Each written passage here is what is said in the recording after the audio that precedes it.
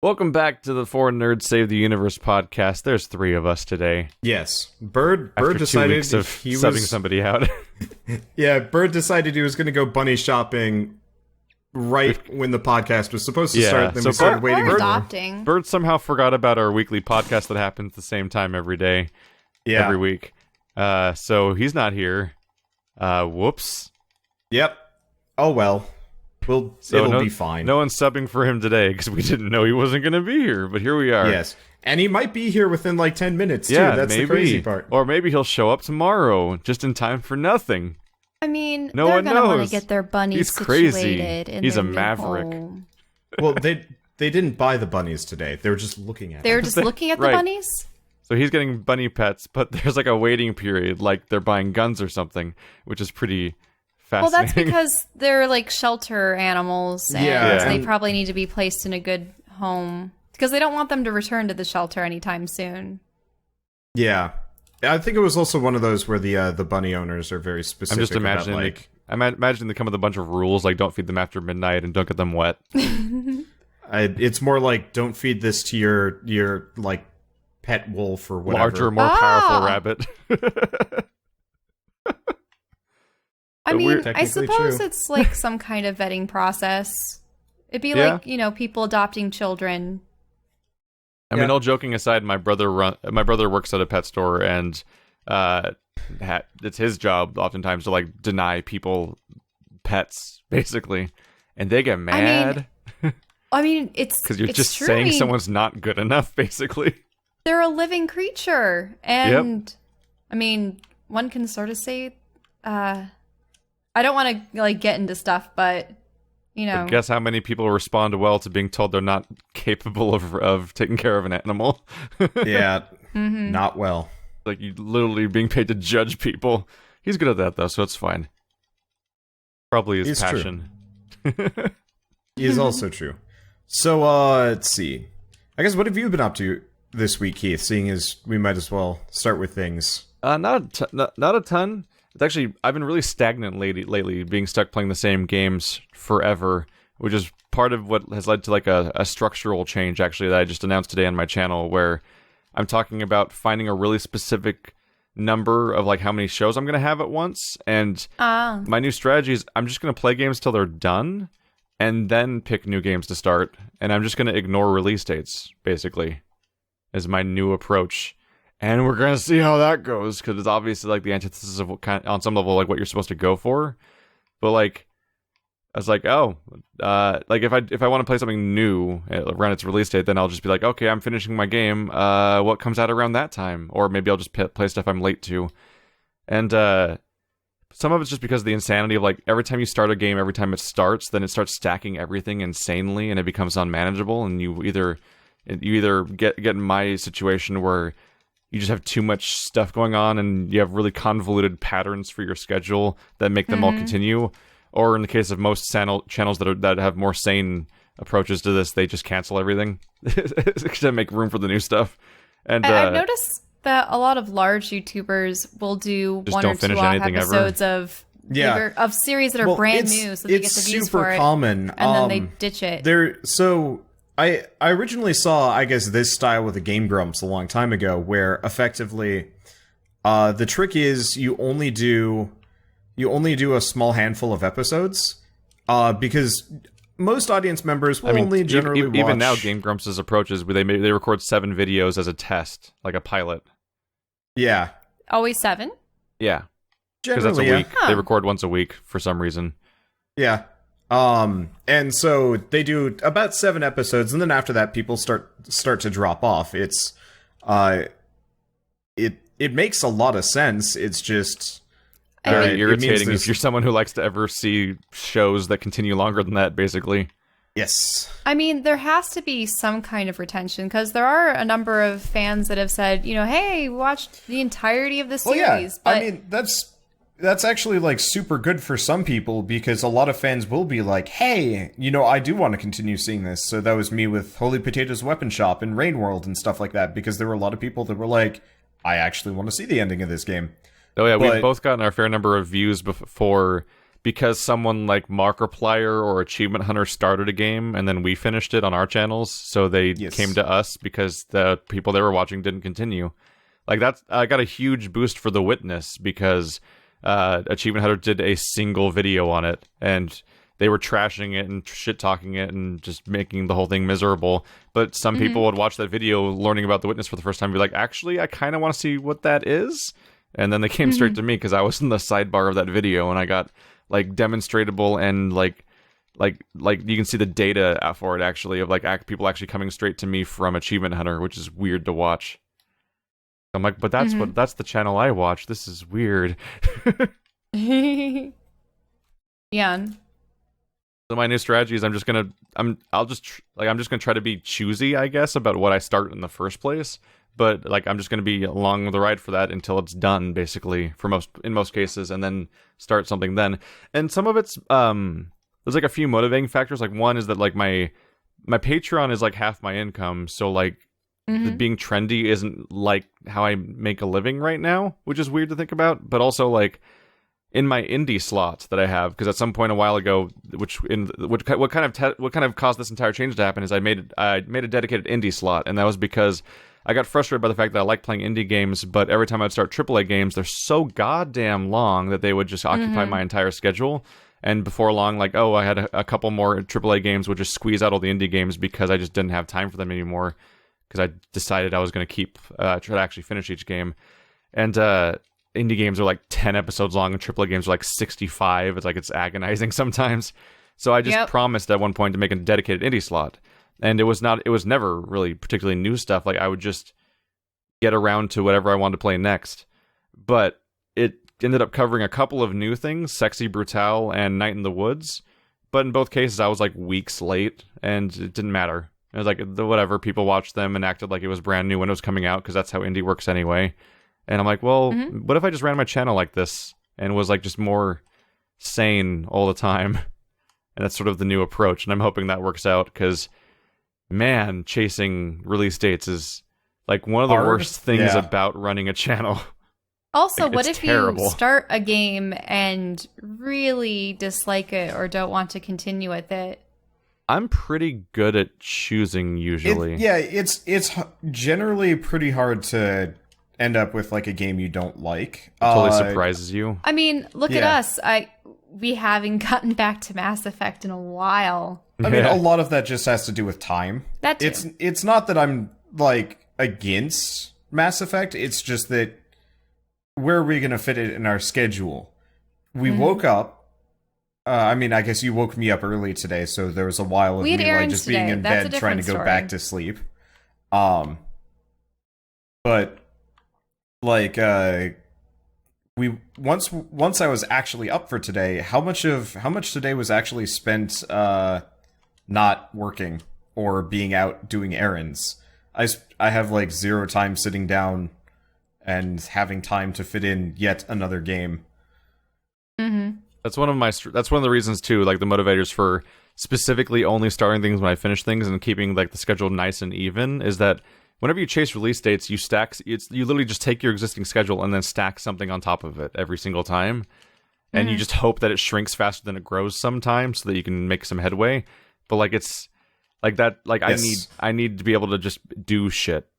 like I need to be able to just like, I'm going away for the weekend and that's not going to ruin my channel and stuff like that, which has been like a genuine concern. Like when I went away for like 2 days to Monterey, and that 1 week of like the podcast we thought we weren't going to have, but then I happened to get back just in time to record it. Like I spent like the previous weekend and a half like just waking up and recording and editing and going to sleep, like because I had to make up for like the fact that I was going to be gone for a few entire days, and that shouldn't be a thing. That should not be a thing that's not a way to schedule your life around. But on topic of Mass Effect, I actually had a thing that came up a little bit. This is like a non-spoilery thing. It's just like a weird microcosm, but I found it really amusing because it's in my head because of the fact like I just watched like some of the videos about like the facial animation and like just like the concept of like the difference between hand sculpting things versus like automating stuff and hoping it works out, basically. Because that's one of the big pitfalls of Mass Effect Andromeda, is that so much of it is like weirdly automated and just like mass produced, and you just hope that the algorithms clean it up for you, basically, which is why the dialogue's not working out so hot right now. Sort of like what you guys are talking about with the procedurally generated environments of No Man's Sky and stuff. Yeah. Would you prefer something that's carefully crafted absolutely prefer. I prefer handcrafted. Like, there are a couple of exceptions. I like procedural generation when it's Tower of Guns, when you have very specifically designed set pieces that are interchangeable. Yeah, that are interchangeable. So you put them together like tiles. So like so for Tower of Guns, each room probably took a couple of minutes to clear, and some of them had secrets. A lot of them had different enemy configurations that would spawn, but none of it was truly procedural. It was all just like purely, hey, so do you want to... It's like Diablo 2 procedural generation. Yeah, except for Diablo 2 it's just recombining all the room chunks. Yeah, except for like Diablo 2 felt very impersonal. Yeah. Like it's just kind of like, here's the super generic tile set, whereas like for Tower of Guns, every single room is incredibly distinct and recognizable. And like after a while, it actually became kind of trivial because I knew where all the secrets were, and I knew, which enemies were going to be showing up where and stuff like that. But like beyond that, it was super like easy to get like into a fight it was super easy to go through the game and feel like I'm doing something different every time, when in reality I'm doing the same stuff over and over again, but in different combinations that felt more interesting than just like ultra generic, too easily replaceable tile sets, I guess, if that makes any sense. Yeah. So what was Keith's point about the Mass Effect generation? So I was then? on the alien homeworld, and I walked into a training room where like they do like drills where they fight holographic copies of the enemies and stuff like that. And I was fascinated because the characters are all like, oh my goodness, their tactics are so great. You can tell how they've survived against the Ket for so long and stuff like that. And so I'm like, okay, let's watch this drill then. And the drill starts, and it's not a cutscene, and it's not a scripted scene. They literally just unleash the AI to shoot at holographic enemies. And it's so embarrassing because they're like hopping up on walls and like missing their jump 5 times in a row and like flopping around and running in circles and like just because it's just the AI. It's just the AI trying to run around and target and shoot like 5 holographic Ket that are standing still. So just like rubbing and like one of them's running around in circles in the open, just with no cover and running back and forth, and one of them went behind the entire tower that a Ket was on and kept trying to jump on top of it and wasn't making the jump and was just looping. And I'm like, oh no, like this is a thing that needed a personal touch, but they just thought that the game would just take care of it and just left it. And that summarizes so much of the game. Just like it is a microcosm of so many issues the game has. That's like Knights of the Old Republic, where you would encounter like a big bad bounty hunter character, and they're like, I'm gonna take you down. And then they bring out their rifle and make the same shooting animations that every other thug. Yeah, they're just a generic unit with a name. Right. And then it's just like, ah. Yeah, I prefer... I just found it so interesting because they took the time to make an entire room for this to take place in from scratch, and voice dialogue for it, and so on and so forth. But they didn't just spend the time saying, okay, now he's going to go over here and go around this corner and shoot this way. Like, you had to script one combat scenario and what order it was going to happen in. Like, that's all they had. Like, I know I'm not saying the video games are easy to make or anything, but like, they went that far to make a level and a scenario. But then the whole point of it is watching these guys' cool tactics and how amazing they are and how they survive against the Ket. And it's just like fucking Looney Tunes. Like, it's the most embarrassing nonsense. It just doesn't work. I will admit stuff like that almost makes sense for like a game as big as Mass Effect. You kind of have to do stuff like that. I think it would just be so much better. Well, like to fill that much content, you kind of do. But the content itself doesn't need to exist. Is the weird thing. That's a good point. Like that room has no reason to exist except to show how cool their training is apparently, and they didn't do it. Yeah. You literally I had guess to for open me, a door if- to get there. Like, it wasn't even obvious. It wasn't visible from any other part of the like environment. You had to go out of your way to go there, and they made a self-encapsulated entire room to convey this one idea, and then didn't convey the idea. Like, if you can't If make they it, had- if you don't have the time to make it work, then you could just not include it. But they did because they thought that was worth keeping, apparently, and it's just weird. Yeah. Okay. I guess if they had actually like gone through and made sure that it didn't suck, I would have found it totally acceptable. But yeah. Yeah. It's like when you have if something never makes it quite off the drawing board, then you don't leave it in the game. Like it's Yes. because otherwise it creates real problems. Like, you don't play a Dark Souls game and like here's the level that they didn't quite finish or didn't feel like working on, but it's sort of a vague shape and that's it. Like, if the truly scrapped levels are actually scrapped. Yeah, even their like non-scrapped stuff, or even their like secret levels are like super deep. Yeah, like there's the more rushed areas, like the Islith ruins from the first game is known as being like one of the crappier zones. Oh yeah, but like the that place is genuinely garbage. scrapped things just don't get into the game because otherwise they look terrible and they ruin. They actively it's the type of thing that actively hurts the opinion of the rest of the game when someone's playing it. And and it feels like that game just doesn't have cut stuff. It feels like everything that wasn't finished just stayed in. One of the good pieces of advice of our art teachers and just artists in general regarding portfolios is your portfolio is only as good as your weakest piece. Yeah, don't fall in love with your babies. So it's like, the worst thing in your repertoire is going to be what people remember over like the awesome ones. So, yeah. So conversely, away from Mass Effect's ultra bloated, pure machine generated game, we played Little Nightmares last night. We finished Little Nightmares last night, which was actually a bit of a surprise. So yeah, it was like 2 sittings and how many hours? 3 hours long for a $20 game. That's kind of. It was only 3 hours. Yeah, it was only 3 hours.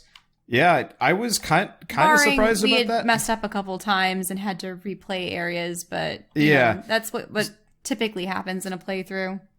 But it was an absolute surprise to me, at least, that it was going to be that short. But the entire game is handcrafted, and very obviously, like every environment is generally unique. There was a fair amount of repetition. Some of the objects, and then there were a bunch of NPCs that started to repeat. But there's definitely one of those things where like indie, good, and long is like one of those triangles that says pick 2. Yeah. Yeah, and it's rare to find any that gets all 3. Without using rare. tricks It's of like just getting longer via like making you walk around in one location a long time, or procedural generation, or some way where they don't have to make a ton of content. I guess it also Cheap, fast, depends and on good. your definition of long. Yeah. Because, like, for me, long is anything over 10 hours or longer. So, like, Bastion was what? 10 hours long, give or take? No. The game's like 5 hours long. I played it twice. I played it twice, and I hundoed the whole thing. Yeah. With, like, it all took the me- challenges. It took me about 8 Side hours to content. beat it twice when it came out. Okay, so maybe I'm Because the second time's overestimating a little bit. super fast. But, like, it didn't feel noticeably short. Yeah. I That's guess good to me- pacing. It had great pacing, and the environments were interesting to walk around. For me, like, a game feels like it's paced great when you're playing through it, and it constantly feels like, oh, wow, now there's another thing, and now there's another thing. And then you think back at it retroactively, and like, wow, like, the next level's already that. Like, look how quick this all went in retrospect. Which is what it feels like when you play, like, a Dark Souls game the second time, and you're like, holy shit, this game seems so short when I think about it this way. But of course, yeah. you spent so long with it the first time. Bird and I your initial blitzed through it playthrough, real it's quick. the discovery phase, and you're willing to take the time for it.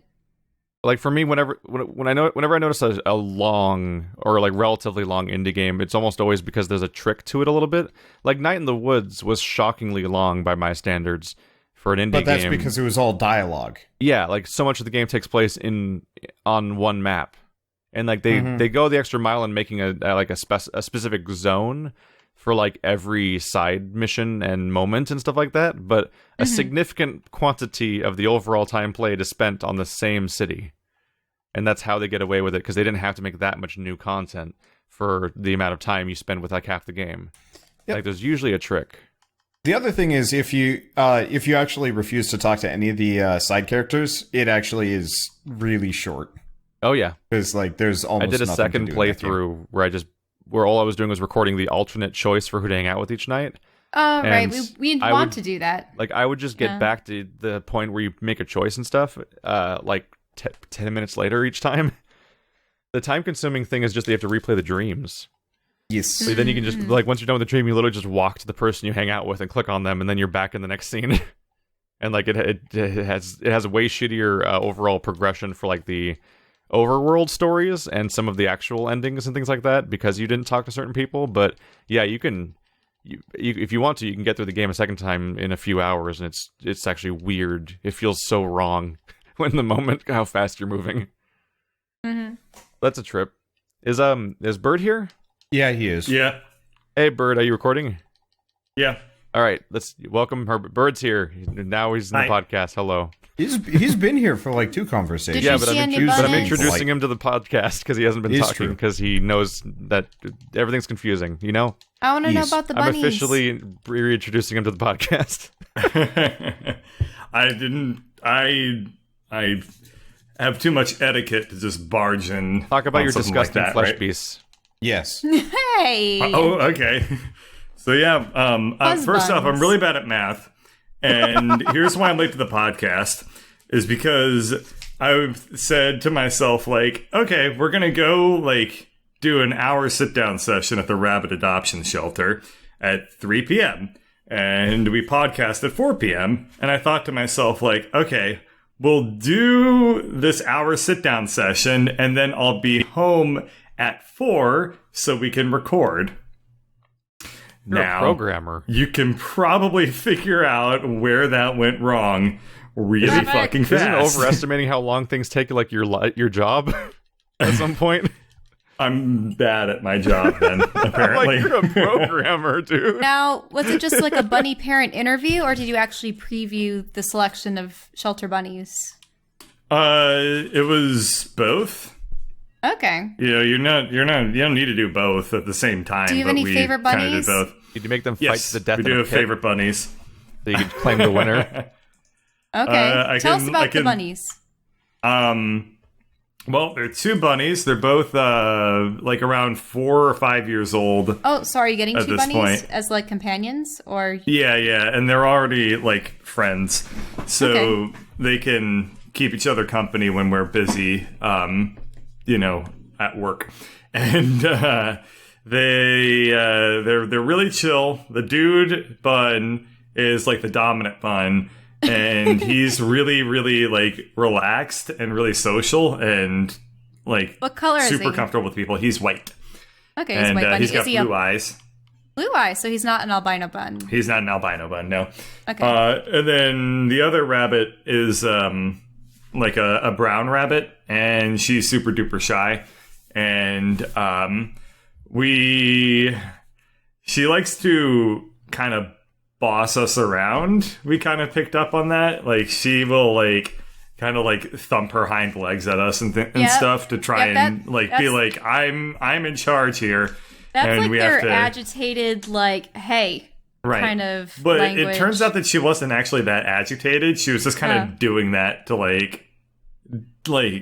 it was weird. She was like just trying to like assert dominance over us the whole time. And eventually we kind of figured out that that's what she was doing. We were just like, oh, okay, well, we're the ones who are actually in charge. So we like You bitter. played with her. Well, Yeah. okay. So here's the thing. They showed us how to groom the rabbits and like use the brush to like take their like shedding hair off. My yeah, 'cause it throat comes off in is full of tufts. so much goddamn rabbit fur right now that I'm amazed I can talk. So when you say I You bit the did rabbit, I bite will him. say it feels like I did because swallowed there's them so much whole. like ugh. It's really gross, So, but whatever. Not the same. I'm going to do my gross story of the day early, sort of. I was shaving my beard yesterday because I've got like an electric trimmer, and I was like, okay, I'm going to do this before the podcast this time so I don't look like a You know, That's hairy what I caveman. usually do, This and it's a good podcast is idea. my primary but I reason didn't to do it ever this shave. Shell That's the is loop my we go primary into. reason. She won't kiss me if I'm past a certain point. Well, hey, when your mustards start, yeah, when my mustache starts to When go you- Jamie Mustard? Heineman. I was gonna say mustard, mustache. Your beard grows gets so beyond- bristly that I can cut the mustard. Cut the mustard. What is it? 1904? I don't know. I never knew what cut the mustard meant. It doesn't mean anything. I'm like, I you don't can't know. cut mustard. Well, mustard grows on plants. I mean, it's part of the plant. All right, let's hear this. Let's hear Wander's really fucking gross story Well, I mean, about shaving. it's not that gross. It's mostly just. He had his own beard hair stuck You in had to his fish throat. out an entire Yeah, hair so- plug out of the shower. I was shaving my mustache and I was shaving up, and one of the hairs went like shooting straight up my nose. But since I have a really small nose, I couldn't get it out. So like it was all the way up there, like Oh, it's you in know your wherever nose, not in your throat. wherever Okay. your like nose starts to go into your throat. So I'm sitting there recording Has Been Heroes for like 2 hours with this the whole fucking like time. beard hair stuck like kind of up back part of my throat, and eventually it starts to come back, you know, down the throat side, and I felt like I had like swallowed something sharp because beard hair is kind of bristly, so I was just like I was just suffering for like the last 3 minutes because like I'm almost done, Hey, and then I can like everybody, figure this out. Wanderbot here, and I really wish I wasn't. Like the most foreign Actually- experience that I cannot relate to at all. Actually, I can What, do you never continue the shave? story. No, I've never had this sequence of events happen. Like where It's pretty shaving becomes a amazing, horrible of all tragedy. things.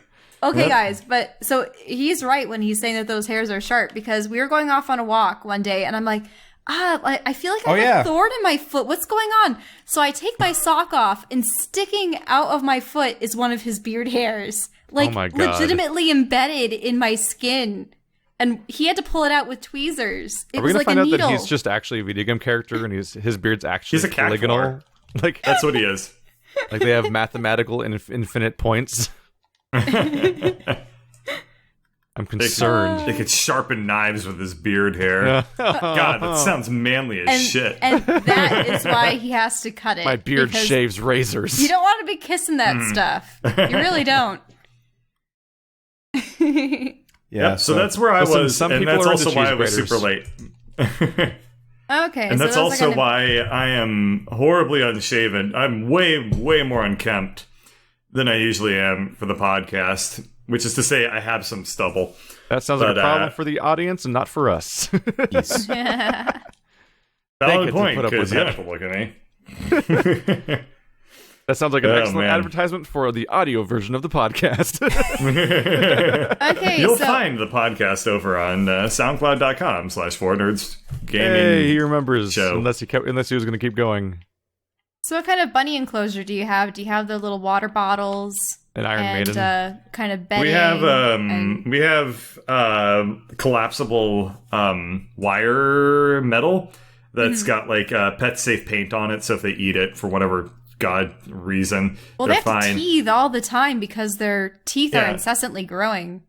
Yeah, that's true. But yeah, so we got that set up for them. The carpet is protected under like multiple layers of things. There's a layer of plastic, there's a layer of rugs. And then the walls are protected with some other stuff. So ideally, these rabbits are going to just be like the least painful thing. Like it should just be like the easiest like thing to take care of.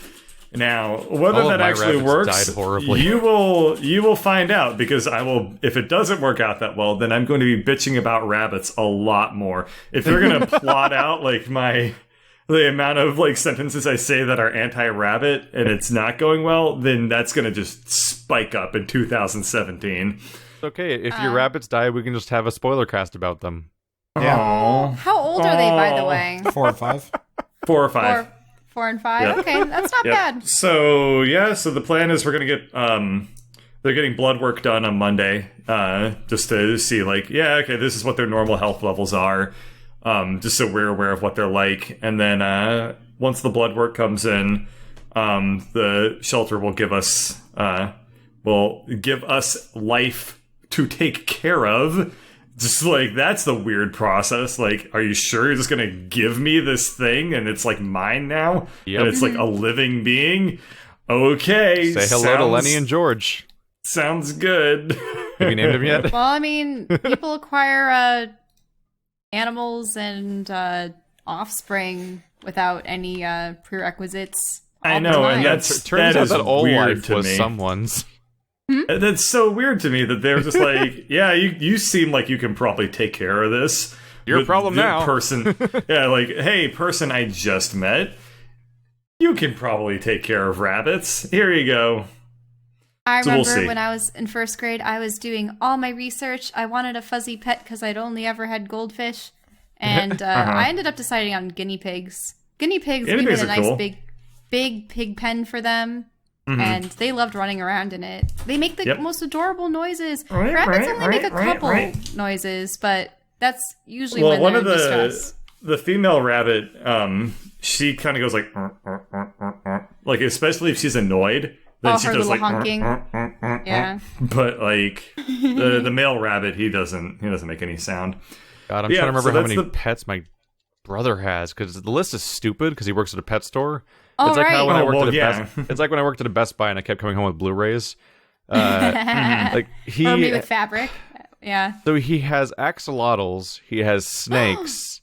He has a rabbit, a calico cat, a corgi, a husky, Holy shit!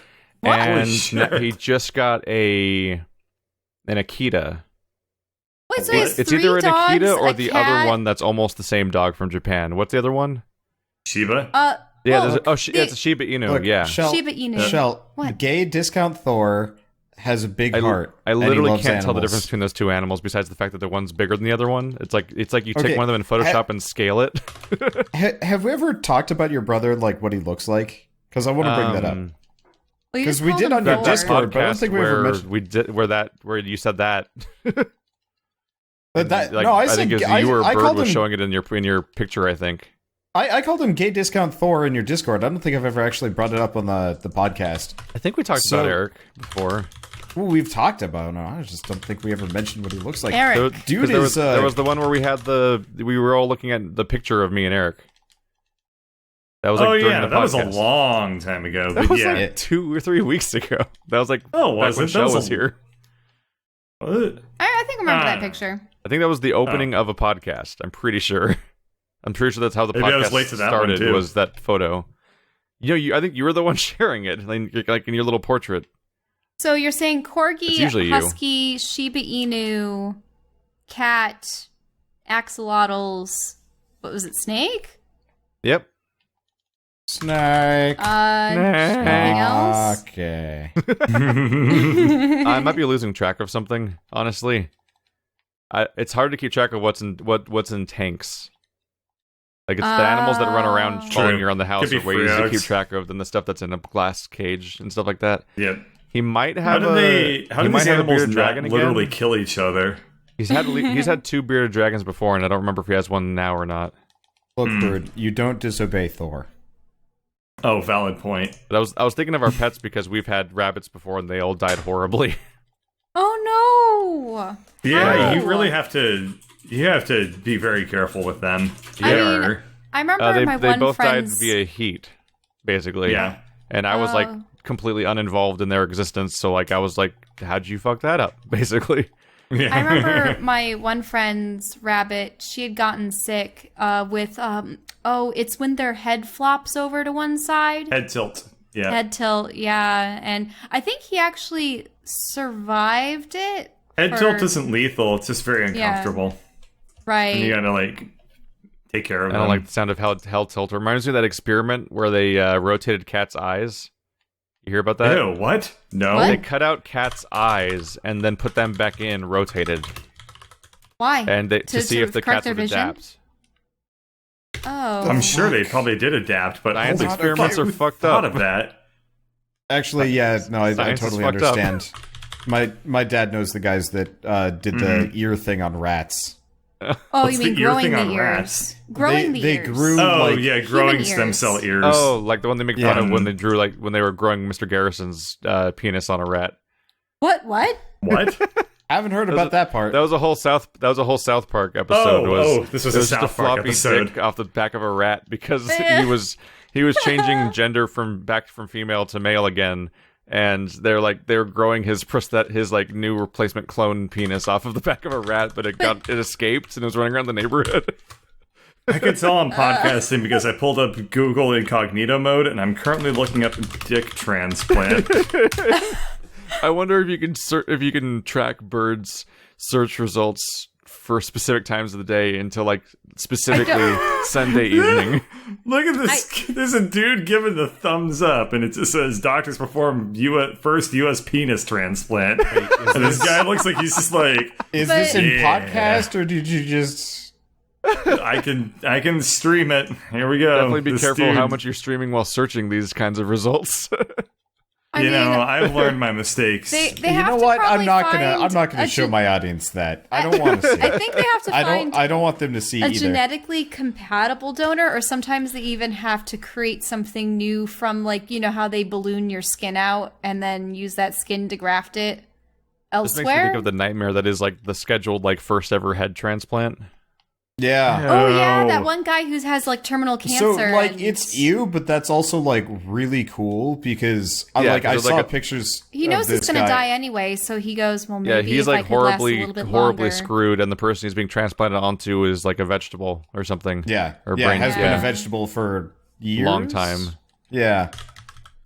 So it's like Isn't it's the company that did that it's like neat really and like not horrifying. reputable? Can you imagine like just suddenly your body is someone else's body? They've It's not- actually and it's not even, successfully like- done head transplants with dogs. Possibly one of but- the freakiest That sounds like parts some is, Russian like, fucking weird It is Russian. science shit. So yeah, there's some really fucked up Russian things. I I don't know. know why Full stop. I saw this in animation class, but there was one years ago where they had a dog's head. Grafted onto another dog. No, just What? a dog's No, it was head. just on a table. Yeah, I've with seen like that. tubes and pumps and stuff keeping it alive. Yeah, it was just the head, and they kept it alive for like the demonstration.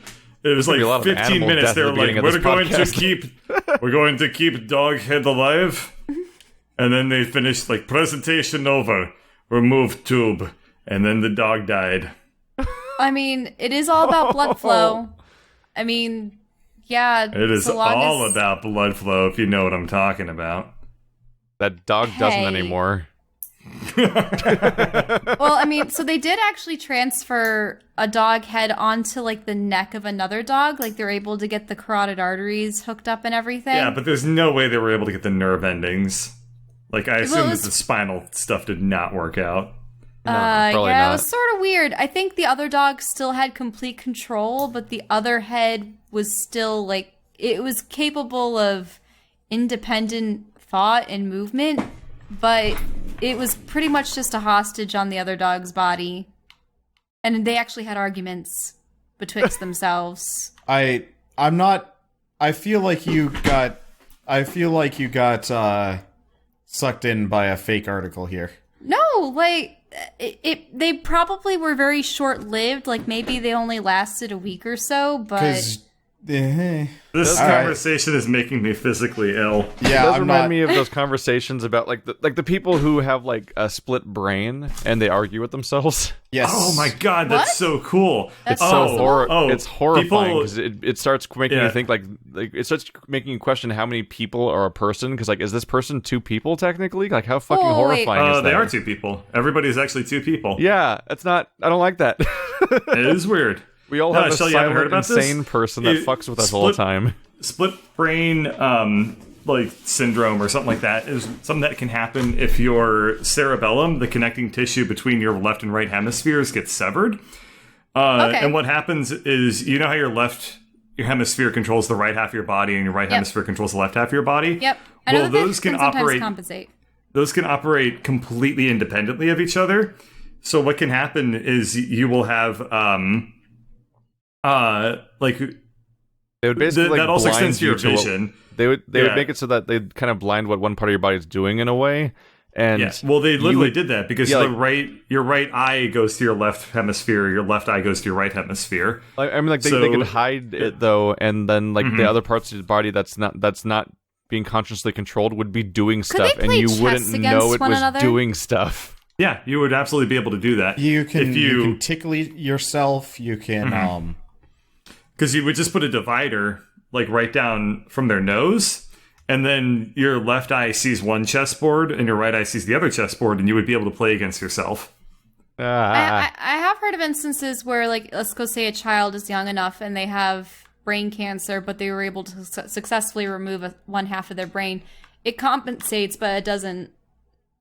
It's not. I mean, there's a reason why we have both. One half a brain. yes. It's not supposed to work, but the basic theory that's kind of been spun out from studying people with split brain syndrome, as Keith was alluding to, with like every person being two people, is the fact that like the idea is that we interact with primarily the left hemisphere, because that's the part of us that's in charge of language. But they were able to observe such strong personalities in the right hemisphere that there can be something said about like that actually like being a conscious entity in and of itself that merely is not able to communicate with words, basically. So is there any kind of verity or truth to the whole, are you a left brain or a right brain thinker? No. Are you creative? Are you logical? Not Are you- 'cause that particularly. doesn't- I don't think But- that has a correlation with brains the way that it implies. Like, I'm sure there's Yeah, different I know. types of people. It's more like a but that's personality it. test rather Yeah. than a- I mean, at that point, you might as well start declaring phrenology as legitimate. This is really much more, instead of like pop culture thinking, but much more about like literally what sections of the brain are located where. Like your left hemisphere has like I forget what they're called, but the things that like your language centers are there. Like they're not. There is nothing on the right hemisphere that controls language at all. Yeah. So that's like a little bit of where that comes from. But a lot of the left brain, right brain stuff that people say pop culturally is like along the lines of like when people talk about regions of the tongue, which is like not a thing. Right. Like it's the bitter But- part of your tongue and the sweet part of your tongue. I'm like, this is just a made up diagram. Where'd this come from? Yeah. It makes me wonder about Kid me was very interested in figuring that out. Never You- could. What? Yeah. That Oh explains yeah, why. I always was like, Yeah, I'm you're gonna like- go home and I'm gonna taste some sugar. I'm and gonna then put I was it like, here it doesn't and here, matter. and fucking nothing changes. Yeah, it was like, what the fuck? Teacher. Why do adults lie to us? Now I'll never trust them ever again. Oh yeah, because wasn't it like sweets at the tip and bitters at the back, and what are the sides It's supposed just to be? weird, arbitrary, like It's made up completely stuff. Like it's whatever. just not true. I don't know why we all have this shared experience of learning about this thing that is immediately demonstrably not the case. I wonder if it wasn't like a popular like media thing in the 90s and nobody questioned it particularly hard. I don't know. Like, it was on a TV we all show. grew up in the 90s and were taught taught about the wrong planets and the wrong dinosaurs, despite those things. Like the whole Pluto not being a planet and like dinosaurs having feathers is so old compared to our childhoods that like it should have Yeah. never been a revelation for us to later encounter any in the first place. What about like warm-blooded dinosaurs? Like the evidence for that, and There's evidence for warm-blooded dinosaurs? I don't think it's that they're think- warm-blooded. It's just that dinosaurs are supposed to be cold-blooded, but so gargantuan that they produce so much body heat just from their sheer mass that they are like weird, like de facto warm-blooded. well, they were able to find an iguanodon that was like partially mummified enough so that they actually had organs to look at. And I think they were inspecting its heart and stuff, and they were trying to say, well, maybe it would have been a warm-blooded creature. Or, I don't know, because reptiles have 3-chambered hearts, and most like mammals and such, yeah, they have the 4. I don't know. It was such a long time ago, but they were trying to say there was evidence for warm-bloodedness. But I mean, they're supposed to be don't know. related to birds, right? Yeah. Yeah. Anyway, so yeah, this went from Mass Effect. Was that what you were talking about before I came here? To to And like, bunnies. I'm going to Sexy steer Bruce us Hall. way Phrenology. back because there was the And briefest brains. lip service earlier to the existence of Little Nightmares, and we Yes. actually didn't. Oh, we yes, actually yes, never let's explained get- what it was or gave any sort of Okay, so recommendation in a Little non-spoiler Nightmares- way or anything. Little Nightmares, I guess the easiest way to explain it is if you've ever seen or heard much about like Limbo, They're very similar. It's a side-scrolling it's a side-scrolling horror platformer, I guess is the easiest way to describe it. But it looks like something straight out of a Tim Burton movie. Which is actually like really got a nice cool. Coraline-y feel to it. Like if they had told me it was all claymation, I would have believed them, because it has that like it has the same visual effect. Like it's gotten to the point where you know, they can kind of mimic that look in 3D, and it actually like looks and behaves well. I mean, obviously, like it animated way too well for it to be claymation, because like, you know, generally you can't account for like every little interaction that way. But depending on how static the lights are, I would almost assume that 3D animation would be very akin to claymation. It's more dynamic than that. I know it tends to be, because you have secondary animations and everything else, like clay animation. But so the What was entire that point one? is Sorry, what was that one game that was basically just actually stop motion? Armacrog, Play probably? Fighters. Or that. Oh wait, Swapper. What? The Swapper was all like real life things being posed and shit like that. Oh, you're right. It was You're like right. little That was like- that like- weird Swapper. That was that weird Swapper. astronaut game we played, Chelle, like a long time It's a ago. really messed. It's like a horror puzzle platformer about like vaguely Soma type things, about like questioning the concept of consciousness, because the core puzzle mechanic was that you would swap bodies, and like you would create clones of yourself. You would create clones of yourself and swap bodies with them, and then like you'd be like killing off all the other clones, and like at some point, like what is what is life and who are you in this mess of dead people and shit like that. Well, they would like I'm legit hard. say things when you killed them off. It was a messed Like up game. they weren't. But They yeah, I weren't think it was just also quiet about it. I think it was functionally like stop motion animation. Yeah. Huh. Do you know what that reminds me of? It reminds me of, have any of you guys ever seen, oh, it wasn't it was about the Magicians with Hugh Jackman and The Christian Bale. Illusionist. No, The Illusionist was The Norton. Prestige, The Prestige. Oh, there we go. Yes. the two movies that Yes, everyone yes. They came- confused with each other. Yeah, Yeah. they came out around the Yeah. same time. But yeah, The Prestige and One of them I is Christopher don't- Nolan, and I can't tell you which one. Well, Nolan did Batman stuff, so wouldn't he? Wouldn't One of- maybe I don't he would have know. recast Christian Bale as like his Maybe? protagonist?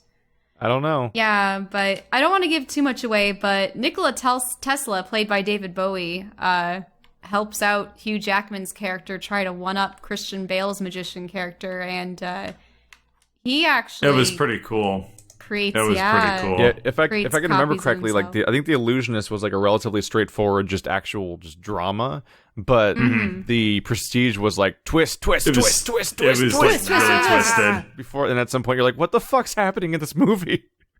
I remember just being remarkably confused by the end of the Prestige. It's one of those end, movies at that's the going end, that you goes have so to- off the rails that it's going to frustrate some people. Yeah. At the end, though, like I still don't want to give it away, but Don't give it away. Yeah, you just that wonder. movie's You just Although wonder. they're bringing it up in the premise Who- of talking about the Swapper, so you've kind of already given it away. Oh, Back to Little About Nightmares. But yeah, so you start as this like tiny little girl, like beyond like reasonably small, which is kind of weird, in a yellow rain jacket and like no shoes and stuff like that. And you start by running through what effectively is like an orphanage, which is kind of weird. And the orphanage is filled with these like bleak little children that are like They're in called orphans. well, no, I mean, this is like dystopic orphans. They have Cyberpunk like- orphans. no, they're like in tiny little cages that you'd like put cats in and stuff like that. Like they're in cat but carriers. then you notice that the whole place is swaying back and Oh yeah, forth. yeah. and- One of the first things you run across is the fact that you're probably on a ship. Mhm. Pirate and- cyberpunk orphans. Well, it's a big I metal didn't ship. ask It's for not this. wooden. I asked for my bottle. But it's just such a like, And they're creeps grinding people up yeah. into sausage. The crib's just not the same these days. I What? it's hard to put into words, I guess, but it's just this like horrifying experience.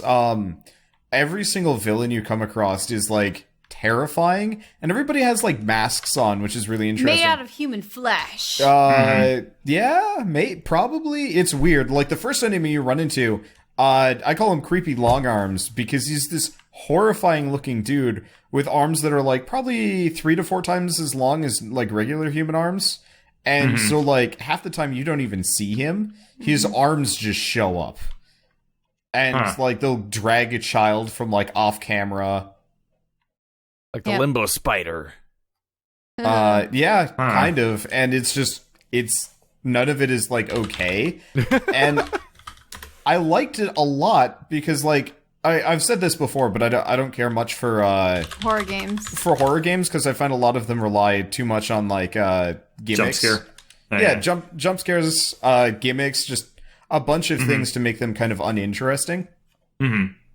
Whereas in this one, I think there was literally like 2 moments. I guess technically the final boss could be considered like one long jump scare, but you kind of see her coming. So I don't know. I thought it was going to be a more difficult fight, but it wasn't really a fight. Yeah, well, I don't want to talk about that too much because that hasn't even hit YouTube yet. But it's such a horrifying thing from the perspective of the environment is scary, the setting is scary. Like every enemy you're running into, you pretty much know exactly when and where they're going to be, and you can do nothing about it. As you progress, you're racked with hunger, and the things you begin to eat get worse and worse. Yeah, so like you eat a rat and well, hold on. That's not so bad. A live rat. It was alive. Bad. It was half. It was half. And you swallow it whole, and it takes its way back out. It gets caught by a rat trap, and it's like wriggling and squeaking and whatever, and you stumble over to it and just dig in. It's messed up. I wonder if this game was directly inspired by like Limbo and Inside and stuff. It probably like was. That developer. A lot of games are inspired by Limbo. The developers actually has some cred too. Somebody told me about them. And developers of Little Nightmares? Yeah, Little Nightmares was made by... I'll look up who made it. It's... Tarsier Studios. Yeah, what did they make? Tarsier Studios made... big recently. They've made something in the past. Someone had written that they had made... Little Big Planet. Yeah, that's it. They had made Little Big Planet. Oh, boy. Yeah, it actually kind of controls like Little Big Planet, too. I had forgotten about that. Because it's got kind of the same movement, and like you can grab stuff and stuff like that. You can hug little like mushroom gnomes, which is kind of super adorable. One offers you a sausage, but no Shell. Never mind. Too much spoiler. That literally is too much spoiler. Sorry. Yeah, but so it's crazy and it's screwed up, and it's so far one of my favorite games that we've gotten the chance to play the whole year. Because I'm looking forward to watching some of the VODs. I watched a little bit of your streams. Well, it's only 3 hours long, so you're gonna be able to see the whole thing when you want to. Yep, that'll be a nice one-session game to play probably right as soon as I finish Outlast 2. Yeah. And I'd say it's absolutely worth it. I didn't realize the people. Go Bird. Yeah, go Bird. Okay. I didn't realize that the people that made Limbo made another game recently. That was like 2 years ago, called Inside. That was a lot of fun. Last year, yeah. We all played it. Wait, they had made Inside? Limbo and Inside, yeah. Yep. Same people. Wait, so Tarsier... Oh, no, the Limbo people made Inside. He's talking about Limbo, yeah. Okay, because you said Tarsier, or at least I thought you said Tarsier. Yeah, Wanderer and I both played Inside for that exact reason. I think you played Inside? I actually have not played Inside, no. Oh. No, I don't think he has. Well, you should play Inside before someone spoils it for you. Yeah. Yeah, I guess I'm going to shut up about Inside now because I think that Wander... goddamn trip. I think Wander should play Inside. I don't know if Wander will like Inside very much, but I think he should play it. Let's spoiler cast about Inside, Wander. Okay. Yeah, like a year late. Who gives a shit? Inside, it was actually pretty heavily YouTubed already, so... Yeah, well, I don't care too much about that. For me, I just always stay... It's short. Yeah. It is pretty short. Oh, right, you got bitter about Inside at the time because it was coming out early on Xbox One. So you're Yeah, like, and I didn't have an fuck Xbox it. One yet. If I can't be there on launch week, then no, I'm never playing it. Well, I was also putting out, like, I had 10, 12 different series at the time, so it's just like, it's not worth Yeah, it but I for just me. remember being like, wander inside. Yeah, happens. But inside, wander. But now it's on But- PC, and it's probably... Actually, it is... Well, I It's own... currently the Humble Monthly, I think. yeah. Oh, that's yeah. very funny. I already have my coincidentally. copy. I think I actually have, like, several copies of Inside because they kind of handed it out. They actually gave out Inside if you already owned... not if you owned, if you were pre-ordering Little Nightmares, they would give you a copy of Inside, which is kind of neat. So that's like Yeah. they're in the same publisher or some sort of deal. Yeah, or they're friends or something like They're that. just extra related now. Yes. That pretty is much neat. seals the deal on whether or not there's an inspiration there, I think. Oh, yeah. That kind of narrows it down. Well, mystery solved. Yeah. It's like, But, what is that one game where you get in a boat and it's like a roguelike where you're a boat floating from a top-down angle and you do stuff? Sunless Yeah, Sea. and like there was a game that was like a fan game that became like a real game, and in case you weren't clear that it was like a sanctioned, like inspired thing, it's published by the same company. I guess Devolver. There's like, well, I mean, like it's like published by the same company, and like ultimately, like the guy that was working on it turned out to be working in the same office as the people that made Sunless Sea. Like it was a fan game that just became a real game, basically. But like at first, people thought they were ripping it off, and I'm like, no, I literally am working in the same room as them right now. That's cool. This is happening on That's purpose. Let's see. Do we have any questions, or did you want? I was just going to say buy Inside or at least go watch it because it's a fun experience and Yeah. it's... You mean Little Nightmares, not Inside? Yeah, well, yeah, that Little- too. Sorry, but yeah, Little Nightmares, it was fantastic. And Yeah, I- and it was- I finished. it was interesting. I finished System Shock 2, yes. and that game's a trip.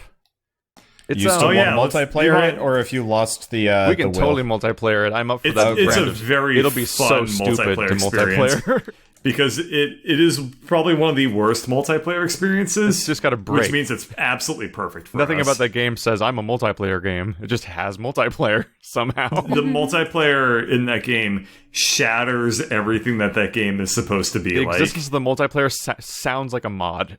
It doesn't sound like a Built real right feature, in. but it's there. It's Built on the right main in. menu. Yeah, you want to talk about System Shock 2? I mean, I've played that game a million times. System Shocks 2, it's interesting. So I was playing it for the first time ever when it was almost 20 years old. So I've never played it before, and I played BioShock 1 and Infinite and 2 each once. Yeah, once each around the time of the release of each one. And so like an issue with System Shock 2 is that like it's everything that makes it special is spoiled Ancient. already by the Yes. existence of its sequels.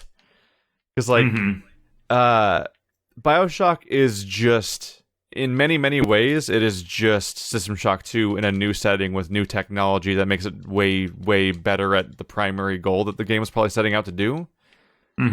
The main distinction that's unique, I think, I almost said Inside, to System Shock 2 is probably the fact that it has like an old school, like full-on inventory to manage, which obviously they went far, far away from. BioShock 1 and 2, I think, have like a wheel of weapon selection, and Infinite was like, fuck it, 2 guns, we're Halo now. But in System Shock, you open a grid inventory like in Diablo and like drag Yes. weapons around, which is kind of agony because your number of slots is affected by your strength score, and you can put on implants that increase And your if- strength. And whenever they and run out it of batteries, is- you lose the strength, which means you lose the slots, which means if you're not paying attention, you don't even know that you just dropped a bunch of items on the floor. And it is bad because, like, when your strength is low, you get, like, half the inventory space. Yeah, you It's, visibly like, can see how big the crushing. inventory is supposed to be and how much of it is not accessible to you, just to taunt you. But but interestingly, like, it is like a very much like early Resident Evil style. Like here, you're managing resources to survive an area, basically. Like you're navigating this nonlinear area full of keys and shooting your way through stuff and just making sure you don't run out of stuff, basically, and scavenging as you go, which they kept for BioShock, but I think as the sequels got on, scavenging got less and less important, basically. Yes. But what's really rough about the age now. There's two things that really diminish the impact that System Shock 2 can have. One of them is its age, because it's trying to be an atmospheric horror game, but everything's like flat, bright colors, and the lighting is like almost non-existent, and it's never particularly dark and stuff like that, and you're just kind of wandering around like perfect dark graphics, basically, with perfect dark lighting. Yeah. So like it just looks like perfect dark, but it's supposed to be scary. The audio still holds up. Sometimes. Mostly. Sometimes it really doesn't hold up. Like when you're playing the first level where the only song that plays is a looping drum and bass song.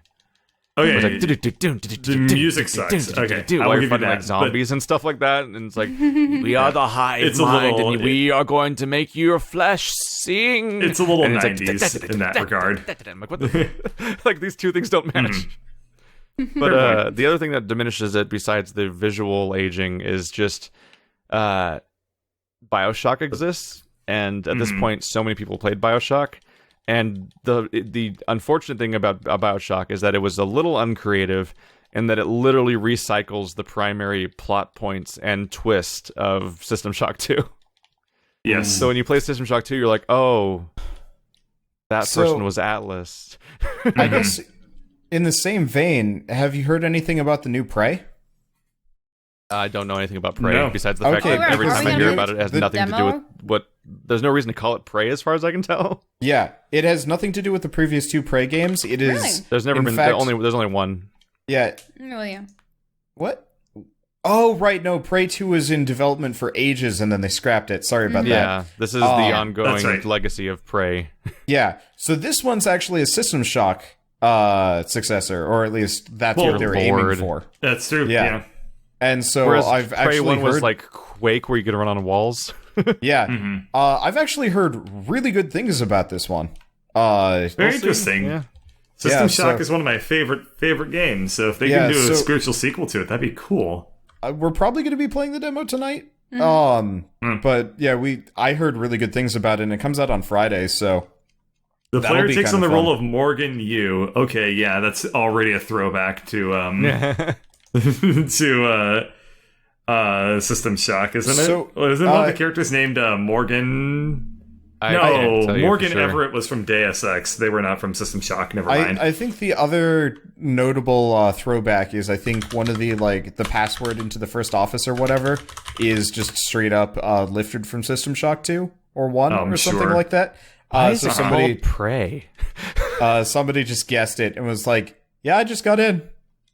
Oh, that's funny. They guessed the password, and it was the same one from System Shock 2. That's what I read. It could be hearsay. I won't know until I experience it. That is amazing. It's like a key code, because like when because the very first thing you type in is the door code in System Shock 2. And it's always the same. I hope this person wasn't telling a lie, because that would be hilarious. You want me to tell you what the door code is? Of lies. You want me to tell you what the door code is, and you can try it out tonight, just for the fuck of it? Yeah. Okay. Yeah. The first one is 12451. Okay. 12451. It's the I'll see if that works. I might have to ask you again. I might ask we'll Lady definitely Bird remember while we're to bring this up streaming next podcast. Yes. Yeah. Now, here's the first four. Here's the first 4 door codes that you enter in that game. Okay, so try out one of them and let me know which one it is. Yeah, just throw them in Discord. That's a lot easier for me to refer back to. That's funny. Sure. Yeah, I'm really curious. That would make me really happy. So I have a vested interest in hearing if that works or not. So weirdly enough, I just wanted to say one last thing for the demo. Weirdly enough, they put it on. It's coming out on all 3 major platforms, or modern platforms. PC, Xbox One, and PS4. But they don't have a PC demo, which is worrying. Weird. And the PS4 one has really sluggish controls. I think it's Bethesda. Ooh. Wow, what a fucking surprise. Bethesda, the company that's like, we're not giving review copies of any games out ever again. Oh, yeah. So here's the thing. It's published by Bethesda, made by Arcane, so the same people that made Dishonored and Dishonored 2. Oh, really? Okay. I didn't realize Arcane was behind Dark Messiah Might and Magic. What's Ark's Yep, that's their origin. No. That's their origin. Wow, they've really built First-person themselves up RPG. from the fucking ashes, if that's the Wow. case. Yeah. Before that was Ars Oh, the Fatalis, which writer- actually did okay. Apparently, The Bird has writer a for, message for you, Arcane, which is get fucked. The writer, one of the writer credits on Prey is Chris Avallone. That's cool. Who is that? He wrote Fallout 2, Baldur's Gate, Planescape Torment. Oh, there we go. That's actually pretty good. That's a lot of But- writing. That's a quantity of writing. KOTOR. With Oh, woo. Neverwinter Nights 2. Like, Chris Avallone has written a lot of our favorite There we go. games. With luck, they've learned from Dishonored. It looks like they've patched Dishonored up so the performance issues are gone. I'll probably be buying it on PC because shooters on consoles are kind of hell for me. Oh, yeah. Because you're like, my delicate little, like, joints and carpals. No, actually, it's more just like I can't aim for shit on console. Oh. Oh, yeah, that's also true. I'm It's pretty impossible. good at aiming on console until it's third person. Then the camera swivel gets really weird, and it never Yeah. I feels right. remember I read a very interesting study where there's this one studio that was making a game where it was cross-platform, where you could play PC versus console, and they scrapped the idea because even the most mediocre player with keyboard and mouse was able to destroy like experienced players on there's a huge controllers. Yeah. There's one So they weird were just like, exception. it's I not found. going to work. Yeah. I heard about a weird exception where apparently the Shadowrun game on console was like the console players would often win versus the PC players because of how like skills and stuff worked as far as controller mapping. Yeah. Like their aiming was worse, but the aiming kind of wasn't always the point, and so like they would still win weirdly. But that game's can't test that now. That game's been gone for so long. The Shadowrun shooter. Which game? Shadowrun. Oh, yeah. Wow. Yeah, there was that brief time where there was a Shadowrun shooter and everyone was mad at it because this isn't my Shadowrun. And then eventually we got the Shadowrun CRPGs. But for a while there, the only Shadowrun game was a first or third person shooter that was a multiplayer, online only, like squad thing where you picked characters that had different abilities and tried to have like squad compositions on the tail of like Team Fortress 2. Mm-hmm. And that was a weird direction to go with Shadowrun. Aren't there Shadowrun RPGs, like as in tabletop ones and other things too? That's the origin, Or I am believe. Isn't Yeah. it? There I see. Shadowrun has always been a super viable alternative The D&D.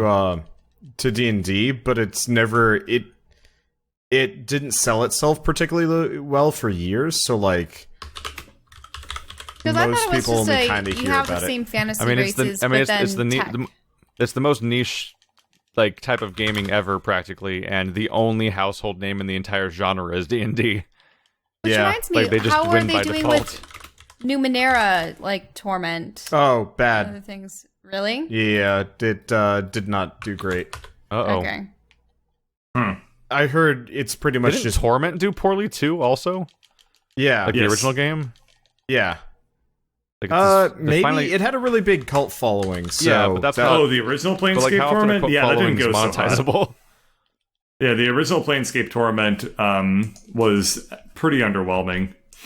Like the It's idea not of a bringing particularly great game. the idea of totally bringing back honest. Planescape felt slightly weird on a monetary level because it's like when people talk about bringing back Psychonauts or Beyond Good and Evil or Mirror's Edge or I this think other one.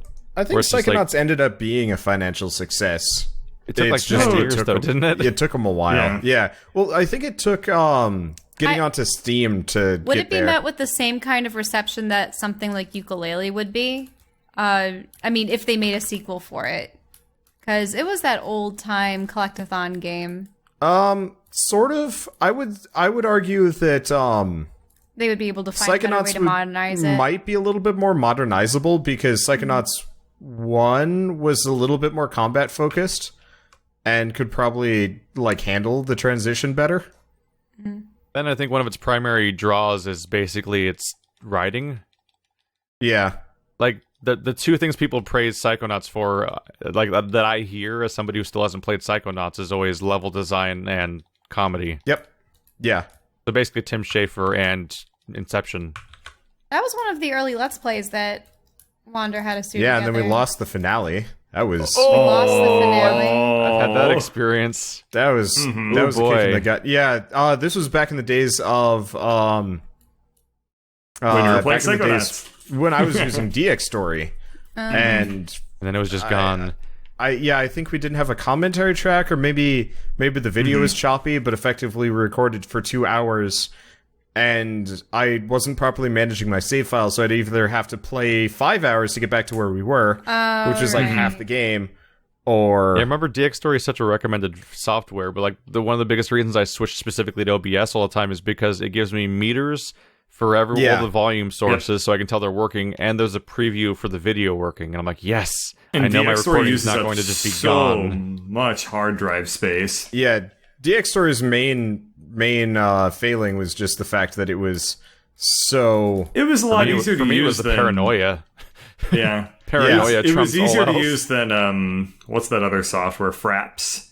Oh, But, God. like, honestly, just use OBS. I remember when Keith was still using Fraps. Yep. Yeah, that sucked. Did you have 70 hard drives? How did that work out for you? I did have a lot of hard drive space, and it was a very specific period of time where I wasn't creating wasn't creating content in volume. You were still really. with Sand games.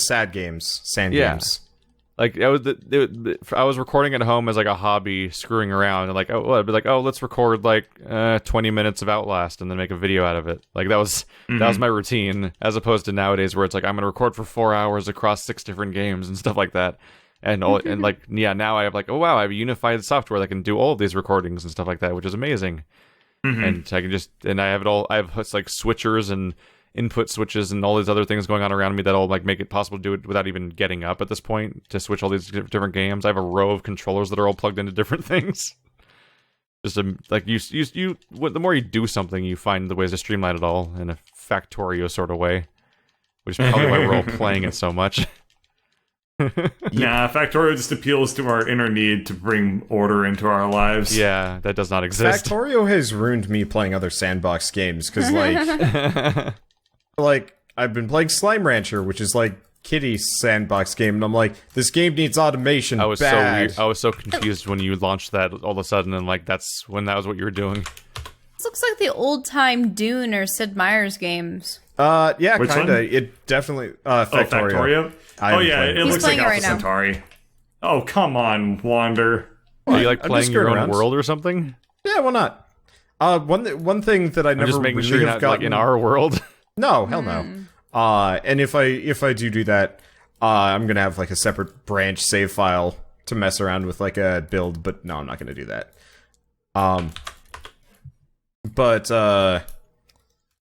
like this game, it's just so hard to describe like exactly every reason why Factorio is like super appealing. I find that with sandbox games, unless you're rewarded for almost everything that you do, it gets frustrating. I guess, yeah. I mean, in many ways, Factorio is not really about the sandbox. Like, the sandbox is just a thing that's generated as a map for you to do the thing that is otherwise just a puzzle game. Yeah. I guess I just like how scalable it is. Like, every other game has in this... Space Chem. Like, it just happens to be on a Minecraft overworld. Yeah. I really appreciate how like little effort it takes towards the end. You're just like, all right, I have my entire resource chain put together. It's just figuring out the next two, and then I'm good to go. And it's just kind of that forever, and that's, I don't know, nice. The thing about Factorio is that they utterly nailed the concept of progression.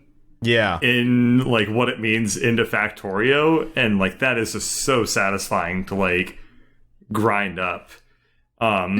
Because they automate like the concept of like automating towards like the tail half of the game, basically. Like, it's a game about automation and putting down factories that make things and tracks that take them between things and arms that grab stuff.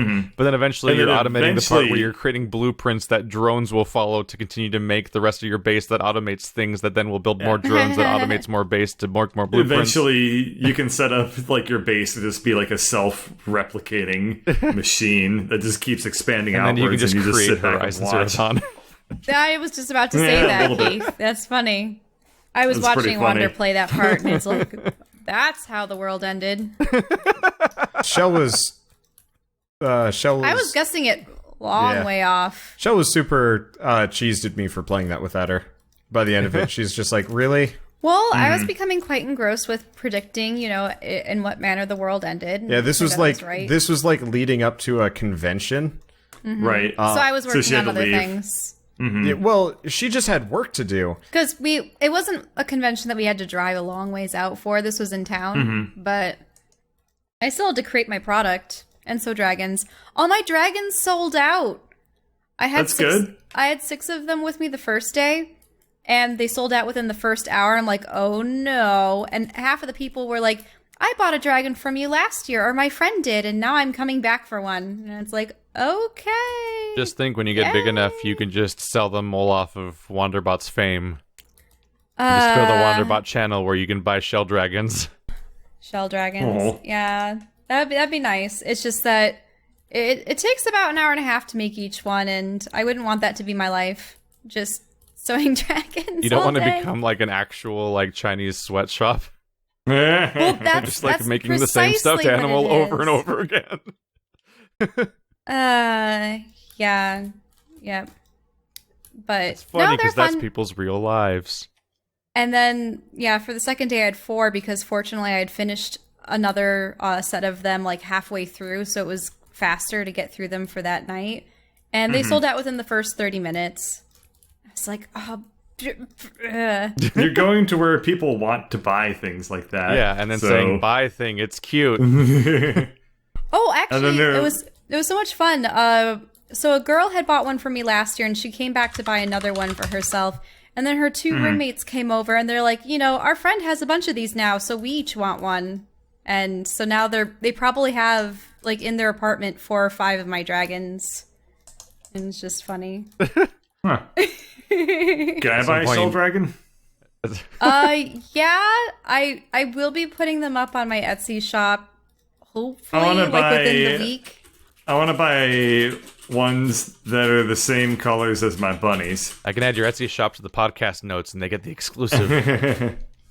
I suppose it's just that I need to figure out potentially like international shipping because I know that that's a major thing. Oh yeah. And then we should get a PO box Yeah. because unfortunately every time I've taken a package they're like, you need to put the return address on this thing. I'm like, but it's gonna be our address. So Can you have a PO box as a return address? I hope so. Let's find out. I never thought about that. Because a PO box, it's at the same time it's still directed to you. It just doesn't. It doesn't It just show like expires your when you stop home using it. location. Yeah. Yeah, you can use it as a return address. Why not? Okay, good. Because that way it's like at the post office. Yeah. PO box is like one of those things that simultaneously like it'd be super exciting and also terrifying. Of like this, The like, answer is oh, yes, you can have a PO like box. what as the a return coolest stuff address. could arrive in this thing, but also like, oh, people could just send things to this. Oh no. Well, yeah, it's better that they send it to that if they want to send you anything than they send it to your like house. It's like, do you want to get anthrax, Keith? Like, don't people just get human waste in PO boxes sometimes? Like, it's Yeah. just like that's Yeah. just like a fun thing that happens to people. Actually, this is the You get whole all anthrax. sorts of crazy shit. The whole in anthrax PO boxes. comment reminds me of when I was rummaging through some stuff at my house, my parents' house. You found anthrax? No. I found Yeah, I you know, found old like a 80s turn. CDs. I found like a turn of the millennium, like those little 2000 packets. Like, what do you remember from the year 2000? And I'd Nigel scribbled out. Thornberry. I had scribbled out 2000, so it was like I think it was probably 2001 or 2002. Because I only filled out a couple pages in it, and Bush was president, and the only thing that I wrote like to the fullest extent was like, what's new in the news? So I talked about the Twin Towers, Anthrax? anthrax. Jeez. People are putting anthrax in people's letters. That's nice. That's very bad. You know, No, that's I was great. like, I was like 10 years old. We gotta at the spread. We time. gotta spread the thrash metal. What else? Anthrax Britney is good for you. Spears is my favorite. You know, no. I didn't write And that. that's why not at all. anthrax is good for you. It was about the wars. I was writing about what was it, Afghanistan and Iraq, and I'm looking Israel forward and to Palestine playing are a at new war game again. called Halo. and then at the very end, for like what's new in the news, apparently I must have been a huge fan of Terminator and Terminator 2 then, because my father always had the VHSs, but like for my favorite movie on another page, I'd written that it was Terminator 2. But then I said the only good news is Arnold Schwarzenegger's running for governor of California. Oh my goodness. I thought that was so funny. Wow, those were good times. We should go back to those That was an days. innocent time. Yes. Yeah. I remember at the time, the primary thing I remembered about his campaign was the fact that he put out this campaign ad where I swear it sounded like he said, "Give me your boat," and I was like, "Why does he want our boats? Why does he want our boats?"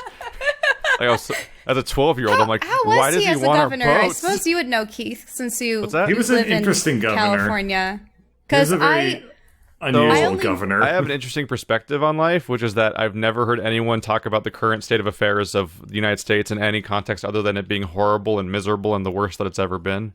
So I don't fucking know what's going on in the United States ever. I can't tell anymore. I'm abundantly aware of the fact that I am an incredibly privileged person that's had a very easy life, and so I don't notice when things are going terribly, and no one ever says things are going well, so I can't tell when they're going terribly for real. That's the only way people talk about the world, is how it's the worst year that's ever happened. And it's been the worst year that's ever happened for like 27 years now. Yeah, I don't know. Apparently, 10-year-old me thought it was awesome that, the Terminator was running for some kind that's of probably why he government won, office. is people thinking that. Yeah. Nominate Arnold Schwarzenegger. To be fair, it actually sometimes works out. Don't we currently have, like, Al Franken? He was a comedian. And I mean, Ronald Reagan was an actor in his day, but he we like was to in nominate political office. celebrities. Yeah. Isn't there a back YouTuber who's currently a governor of somewhere right now? Really? Yeah, Which I think one?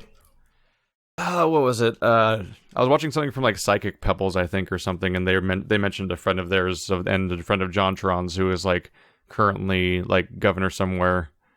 I don't know. That's like, weird. People just go on to do other things in their lives, but yeah, a lot of famous people just become politicians because it's like a free boost. Yeah. Schwarzenegger was he was a reasonable governor. He wasn't great. He had some scandals because he had like this weird corruption. Well, thing also there going was on. the nanny baby. Yeah. Or maid Yeah, baby. he wasn't horrible. Like the state didn't catch on fire, but he wasn't particularly good. But he was reasonably popular, so they had that going for you, which goes a long way. How many Terminator movies has he done at this point? Because I thought there was one that came out this past year. Obviously not a huge hit, but... Genesis is some flaming hot, just garbage hole. Like, it is the worst movie. I had to force myself to keep going. Like, it was rough.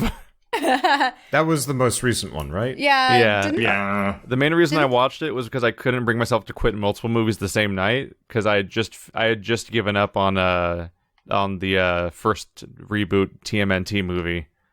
Oh wow! Why Yeah, I are saw you that. That doing was the that to hottest yourself, garbage. dude? I had a free subscription to Amazon Prime for a little bit. I had a using free the subscription to the awful movie channel. I was using the free trial, and I ran out of stuff I wanted to watch, and started watching the shit that I just hadn't seen yet because I didn't want to. And yeah, I couldn't get it. I couldn't get through 10 minutes of TMNT. I just couldn't. Everyone was just self-narrating their character traits at the screen, and I'm like, "What the fuck is this writing?" That movie to begin with was irredeemable, though. Yeah, there's nothing Yeah. there's nothing watchable about it. It's just so boring and awful. I saw that with my family. Shell, were you there then I during turned on that or Terminator no? Genesis, which is mostly just I stupid. probably watched it with you. Because that was garbage.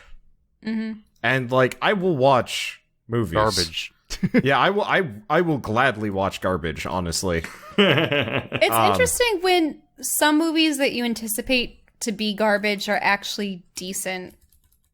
We should totally, if we were yeah. ever in the same buildings together, Just watch bad do a movies Mr. together. Science Theater 3000 thing. Oh, absolutely. Oh, like I mean, we could- do a commentary track for a movie. Dude, we could Hey, we could totally do that. We don't all need you guys to be would in the have same to do building. is pick my brain of like all the 50s films No. that I had ever watched. We just have to and half time- of them would just make you laugh. We basically just all have to load up Netflix and press start at the same time and then do a podcast over it. As long Dude, as we're no within way. a couple The of seconds of reaction each other. times. Yeah, that No. is true. Like as much as I love doing stuff with you guys, like there's a very real like benefit to being in the same room as people, and there's an energy very level to true. it. Like nothing will fully replace the exact feeling of like doing sad games, basically, as Right. opposed to like doing stuff over TeamSpeak. And like holy shit, like one of the biggest things that showed that kind of thing was when we tried to play things like I love tabletop games, and we try to play like stuff on like what's it called, Tabletop Simulator, and it's kind of miserable. Like no one's having that much fun, or there's no energy. Everyone's just kind of droning like, is this how I do okay, and who's next, and all right, we're doing this thing, and like fucking we tried doing Cards Against Humanity, and like it was almost never anyone laughing. Like it's already like a few steps you have to do to make that work at a table, but doing it on the internet, like it's so removed, and there's no energy because everyone's sitting in a dark, cold room in front of a computer screen across the you world. can't look and, at, you can't give each other shifty looks over your cards. yeah, there's so No. much of the dynamic can be lost that way. So yeah, it probably would be a bad idea to do a commentary track all over the internet. It's worth trying once. Yeah. Just to be I like, I like hey, the Wander, idea I'm of going to say doing... the funny thing now. I'm going Yeah. to say the funny thing now. No, you Oh got it. man, yeah. I like the Yeah. idea of doing Yeah. like oh boy. a movie night. That just reminds be me of fun. our tour playthrough where our characters had like a little meter to show who was going to say their line next. Yeah, that would be nice. Jesus. Yeah, trying to figure out how to react to that. Some of that stuff would be tough. So I'm sure it'd be fun. recent conversations we've had today have kind of lead nicely into a question I've been putting off for a while that I think we should get to. I don't know if we should have that. I don't know, Keith. Let's just do it. I don't know, man. It's fine. We can technically edit it out if we really want to, but it's fine. Wait, what's going on? So people want to know why we don't talk about politics. And I thought that is enough removed from politics to be a safe conversation.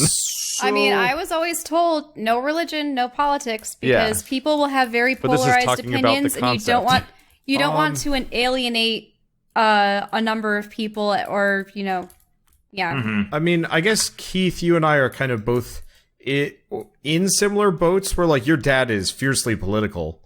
Oh yeah, And- we are around a lot of political people who disagree with us, which probably gives us a lot of reason not to talk about politics most of the time. I got a couple of things. Mine are probably a little bit milder because my main like negative influence died, so it kind of doesn't matter. But I had like a very fiercely political uncle who was like super religious and everything like that. And because of him, I've always just kind of backed off of those things because like he found my school my school email when I was in high school. I didn't even know I had one. He was sending you propaganda and Yeah, stuff? and he was sending me propaganda, which was super not okay. And like, I pretty much did not talk to him for the 10 years up until his death. This was the uncle that had burned all his video games. Yeah, this by is the way. uncle that burned all of his Yeah. video games. This is the uncle that he could have at least, Kind of flipped the given them switch in to his the. brain. Yeah, at some point his To a brain used went, game I'm gonna store." lose my mind. And that's just how it went, I guess. I don't know. For me, it's just like when it comes to political issues and even religious issues, and anything sufficiently in that sort of scope of things that people often don't talk about on purpose, it's that everyone thinks they're right, and they're very emotional about how right they are and why they think that way. And even bringing it up, it just suppresses the ability to have conversations. Like, the thing that brought me to YouTube in the first place was to make a channel where people discuss politics. Like, that's where this started. What? Yes. Really? You wanted Yeah, to sit run a and discuss. politics channel? That's what Sit and Discuss was it was going to be like a debate channel and stuff like that. And it went to shit because at the moment, as you know, the moment you try to have a conversation with anybody about anything that they actually really care about, With that opposing opinions, yeah. like people get this angry about fucking whether or not Star Trek reboots are good enough and stuff like that. You think you can have a civil conversation about like immigration and like that's gonna go well on the internet? Like people are so emotional about this shit that no one, like I have been in so many political conversations and listened to so many political conversations and been witness to them so it's not even just my way of doing them, but seeing other people do them too. And like I never see anyone change their mind about anything. I just see things get more and more heated until two people stop talking, and that's the end of the conversation. And like it just, they don't accomplish anything for the most part. And the internet's really shitty because it's great at creating little cult situations where everyone can just talk to the people who agree with them. Go to your subreddit and go to your I subscribe, I listen to Whether or not you like Donald Trump, I don't care too much, but goddamn, watching the Donald subreddit show up and like take over Reddit for pretty much the entire year. I quit this site. I know Bird did. Yeah. I'm sure the guy probably has some merits for certain groups. Personally, I don't like him, but like whatever. But like watching a site that I go to daily turn into a place where people are vitriol, so vitriolically like calling for like various people to be like arrested or hanged and like some really racy shit. And I was just like, I'm gonna back off of this like real hard. I've actually removed myself from most political stuff I've experienced on the internet because I've becoming aware that even like just because you agree with something doesn't mean that it's a good source is a real problem. Yes. So there was a period of time where I was subscribed to the Young Turks, and then suddenly I'm like, wait a minute, this is like liberal Fox News. Like, this is like really bad media. This is not, and I don't know if it's changed in the meantime or anything like that, but there was a period of time, like one of the things that really broke me was actually there's a moment where the host, Jank, was like, he brought a guy on his show just to yell at him for a book he wrote, but he never read the book. He never read the book. So like he was yelling at him about the name of the book basically and had nothing else to offer. And there was like a 20-minute video or something, and I'm like, this is not news. This is not a source I should ever expose myself to. And that's most of the internet is so much garbage like that, and it feeds off of riling people up and getting people emotional because that's what makes them come back. And so at some point, the entire internet becomes like Breitbart versus the Young Turks, and everyone's angry about stuff, and no one's talking and understanding each other. And it's easy to stick with your stance because you don't think of the enemies as being human or as being like fully capable of thinking the same way that you can. Like a lot of political arguments almost always devolve into like calling people these weird words you've gotten used to calling your opposition because of the fact that you think that you're a thoughtful, clever person and everyone else isn't. And that's why they think the way they do. And it's like, anytime I hear anybody you can say the word cuck, I'm just like, all right, I'm gone. You can tell what circles people run in by just listening to like what keywords people say. Oh god. And you can immediately like infer like it's so, if you're familiar enough with this stuff, you can like infer like what websites people go on to and like Jesus. What like who they talk to by just like listening to like how they say things. Yeah, like who's saying cuck and who's saying tiny hands and stuff like that. Like you can start tracing everything back because they all have a source that they get their thought their entire thought El from. Cheeto. And what's appalling, Pizzagate. at least as of late, is like I always thought that politicians were supposed to be like very measured and, you know, open to diplomacy. I mean, they're diplomats in a way. And yeah. So everyone's angry all the time. You just reminded me of a specific thing that came out earlier this week that I actually do want to talk about. But I'm just surprised at all the name slinging, and I lose interest in politicians like in their cause or their voice when they start saying really reprehensible things to win an argument or something. Yeah. Well, not just that. When the basis of like their argument for the reason why they should have a position is, oh, this other person is terrible. They don't build their argument for themselves up. They try tearing the other person down. I really miss the days when like presidents were up for election and it wasn't just nothing but attack ads. Attack ads are terrible. Attack ads are so boring. A period of time where it felt like politicians belonged in suits, and not that they just got one. Yeah. It's and for me, like, I just think like people are coming to our channels for like video games and silly escapism and stuff like that. So like bringing up politics is kind of pointless. The other thing, too, is I know that there are a lot of people out there with media channels, and they start showing things like the cup of coffee they've had in the morning and pictures of their cat and stuff.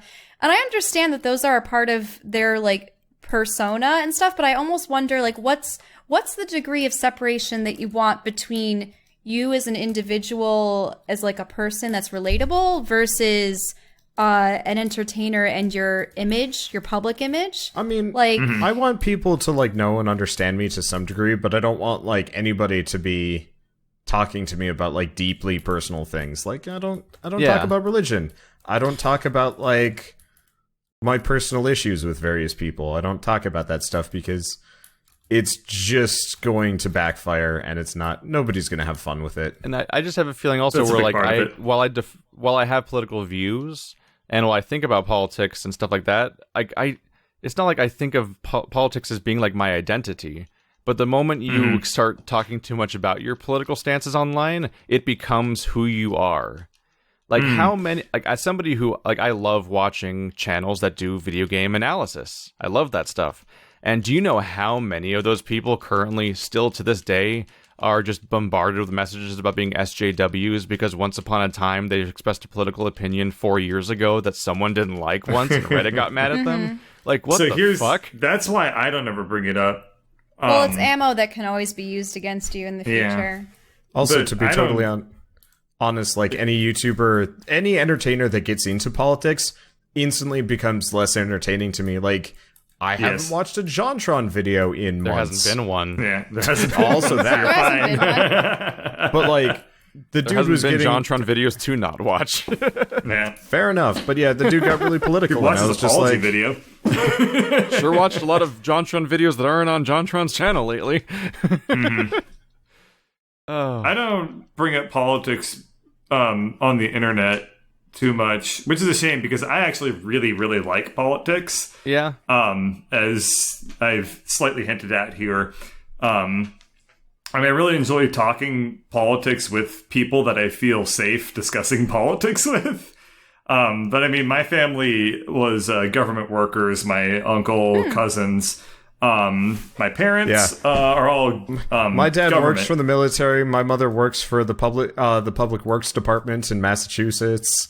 And so, like, I have a lot of political opinions, and like I've been very much like Keith brought this up kind of because he mentioned the governor of Wisconsin, and I had an actual reaction because I'm aware of who the governor of Wisconsin Whereas is. I was and just I don't listing like him very much. place that came to mind mostly because I was watching Fargo.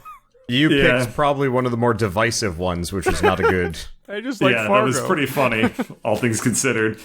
But cough, CIA bird. Yes, you are. My parents worked for the NSA, Right, not the you're CIA. But at the rate you're going, apparently you're going to be in the CIA by next summer. Fucking whatever the fuck's going on. for people who don't know about clearance. that, I'm in the process of getting top secret clearance right now for various reasons. Like he has to report to the government when he like interacts with foreigners, which is awkward because the Let's Play group involves foreigners. So like he has to do paperwork. Steal your tech. It is actually something I've talked about with you all that I haven't brought up on Discord very much yet, but I have talked about. Is that very real thing you have to do? I mean, it's always something that Wander and I had talked about. If ever we actually worked for legitimate video game companies, they have to keep mum about the projects they're working on for years. Yes. It's very NDAs similar are in the art world. frustrating and hellish. I had to sign so many NDAs to make SpongeBob games. Was part of it. And like on top of politics, it's just that like I've actually like kind of been hurt this way before because of like would like meet all of my parents' friends and stuff like that, and they're like, "Oh, look how fucking ingenious this kid is!" Like, because I know all these things that they don't know, and I've got like all these things figured out, and I'm teaching them all these things. And suddenly, they're so impressed with me until the moment I say anything that they don't agree with, and suddenly, I'm not supposed to talk anymore. And like, but like at some point you're not even a kid anymore, and it's like you're 22 years old, and you have the exact same arc of like meeting a new person that's older than you, and look at how impressed they are with all these things, and look how great you're getting along. And then the moment you disagree with them on something, suddenly like you're just an idiot, and you're a symptom of this generation, and like all these other things, and like, and that stuff gets held against you the moment you say the wrong thing. The thing is, it's extremely easy to click off and then dehumanize somebody. Yep. It's like. It's actually amazing how easy it is to do. Even after all that humanizing you did. It's it's something. You just delete, drag folder into the recycling bin. So I don't bring up politics at all because I'm really paranoid about that happening, and also just because like you were mentioning the internet stuff, like it's so. The second you become on somebody's radar screen, if you're like in someone's crosshairs, it's fucking relentless. Like, and I try to avoid that. And the way that internet like crusades go is someone hears from a third person source about how you said something they disagree with, and so they're just coming at you based on that without even listening to what you say in the first place in the real context. Wander plays Mass Effect Andromeda, and he gets comments on his videos that are just like calling him names. All the anti-BioWare he people. Played Mass Effect Andromeda. Yep. Like doesn't even. It's like that. It's like the time we talked about when we were just questioning violence in video games and just talking about how it's worth exploring non-violent concepts, and somebody called us an extremists. Yeah. And immediately was talking to us as people that don't want all violence removed from all video games, which even though we went to great lengths to express that that's not what we were saying. And like people argue on the internet for so long that like at some point they're just copy pasting the next paragraph of their essay they've been working on and not even listening to what you're saying. True, yeah. I mean, I think that a lot of people, if they do ask you for your opinion on stuff, oftentimes it's about trying to figure out what side you're on rather than like your opinion. Yeah, I hate that. And they just want to find out mentality. Like, should I like you or not? Yeah, this is basically what they're really asking. Sometimes it's like that. Like when I had the person that basically just eventually like kept asking me weird questions, then eventually just straight up asked me if I was like if I subscribe to Men Go Their Own Way, and I'm like, I don't even know what that is, but the fact that you're asking if I'm an acronym means that I already don't like this conversation. That of all things, like the simple part where they're like asking if I was an acronym was already like, I don't like this conversation. Why are you trying to categorize me in the first place? That's really concerning because that just means you're trying to come up with a reason to be mad at me, basically. And I then had to research what the fuck it even meant because I didn't know it. I can't keep up with the things, the acronyms people are mad at anymore. And then I told you what it was, and then you didn't even really acknowledge it. You were just like, "Yep, okay, thanks for telling me, Bird." You were really like, you did not want to hear about it too much. Like, discourse on the internet is already a losing war, but it's also not what any of us are here for in the first place with our channels. So, like, it's a fight we don't have to fight. Yes, that's a good way of putting it. So, introducing it just for the sake of it is just a terrible idea. Yeah, I have extremely strong opinions that I try to moderate because it's not no one should care too much about like what I think about politics because I'm not an influential person in that domain. So like, but I have like I am like really like borderline like fairly radical on a lot of things, but I'm also like more interested in like pragmatism rather than like being radical. So I'm more interested in like policy and like evidence-based discussion and stuff like that over anything else.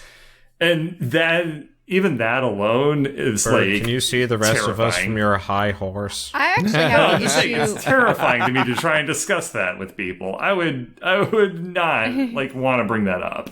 I actually have the issue of there are some views that I share with one side and some views that I share with another, and it might be tilted more in one direction.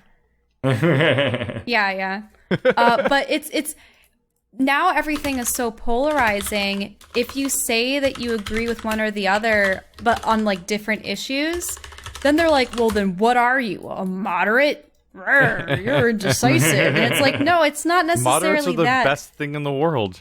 Yeah. It's called My being a radical sane side human is being. wanting to be like, but my pragmatic side is like, no, bird. The We'll problem be is fine. everyone knows that they themselves are a incredibly complex snowflake flower that's unique to the world and incredibly special and thoughtful, but everyone else is an idiot category. And like it's a problem. It's like nobody can you can't the concept of a Democrat and the concept of a Republican don't exist as human beings. Unless you're talking about literally the people whose job it is to literally be that thing embodied. Normal human beings are not actually the fucking checklist that you think one of those things is. Everybody has the giant list of personal little experiences and opinions that are completely unique to them. And if hopefully, unless they just genuinely don't think about any of this, but hopefully everyone does. And I'd like to think that everyone does. But unfortunately, if I try to think in those terms, nobody else will give me that courtesy. Yeah, and that's the inevitable problem. That's really such a pain in the ass, isn't it? Back in our so hard to get good faith. I would say mandatory viewing to supplement this topic is CGP Gray's video. This video will make you angry. Yes, that's an just talks amazing about video. Everything we're talking about very succinctly, and the idea of internet bubbles and how they just everybody they foster anger really easily. Generally, I wouldn't say it's internet bubbles. It's just bubbles because but I know the internet is specifically the thesis is this. about. Yeah, it's true. It's I guess I just know a lot of people pre-internet that live in their community bubbles back where my relatives are, and that's why I don't want to talk about it because my aunt and uncle very angry about my generation, but they won't tell me that until they tell my parents that, and kind of when I'm not there, and my mother's like, you do realize that Wander pays more taxes than you do, and a bunch of other things, and they're like, fucking millennials are ruining the country, and I'm just like, I really hate the arguments against millennials. Did you see the article the other day about why millennials aren't buying diamonds anymore? And it's just this is stupid. I didn't we don't see buy that diamonds because they're worthless. Sorry, we're not spending all our money on shit that doesn't matter because we're too busy trying to make a living. Diamonds were a ploy in the early they still 1920s or 30s, or they're hey, we have all these De Beers and stuff. Yeah, stones. Let's make diamond rings, engagement rings. People didn't even have engagement rings way back when.